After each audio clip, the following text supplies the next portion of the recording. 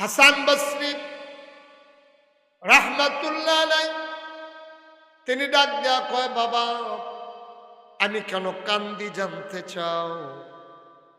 এই যে মানুষটা মারা গেল, জানাজা দিয়া যে দাফন করে দেব, এখন তারে যদি আল্লাহ জীবনটা ফিরাই দেয়, সুবহানাল্লাহ কয় না, তাইলে বলো দেখি মানুষটা কি করবে? সবাই কয়, হুজুর এটা তো হইতো না। হইতো না তো আমিও জানি, যদিও হয়, যদি দিত আল্লাহ ফিরাইয়া তে কিতা করলো?